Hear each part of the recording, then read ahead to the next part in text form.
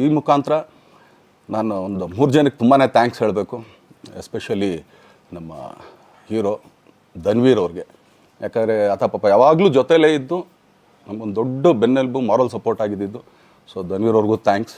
ಹಾಗೆಯೇ ನಮ್ಮ ಬುಲ್ಬುಲ್ ರಚಿತಾರಾಮ್ ಅವ್ರಿಗೂ ತುಂಬಾ ಥ್ಯಾಂಕ್ಸ್.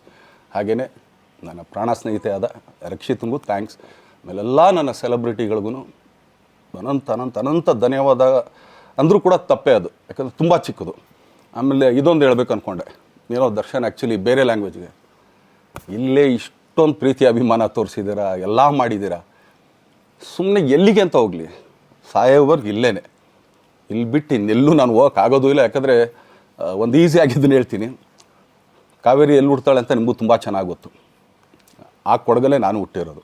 ಅವಳು ಅಲ್ಲಿ ಹುಡ್ತಾಳೆ ಕಾವೇರಿ, ಎಲ್ಲ ಕಡೆ ಹರ್ಕೊಂಬರ್ತಾಳೆ ಅವಳು. ನನ್ನ ಸೀಮಿತ ಇರೋದು ಬರೀ ಮೇಕೆದಾಟ್ ಅಷ್ಟೇ, ಅದರಿಂದ ಮುಂದಕ್ಕೆ ಅದು ಹೆಂಗ್ಯಾರು ಹರ್ಕೊಡೋದ್ರು ಅದಕ್ಕೂ ನಮ್ಗೆ ಸಂಬಂಧ ಇಲ್ಲ ನನಗೆ.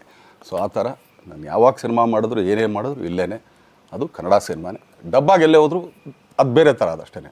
ಬಟ್ ನಾನು ಕನ್ನಡದಲ್ಲೇ ಇರೋದು, ಕನ್ನಡ ಸಿನಿಮಾನೇ ಮಾಡೋದು.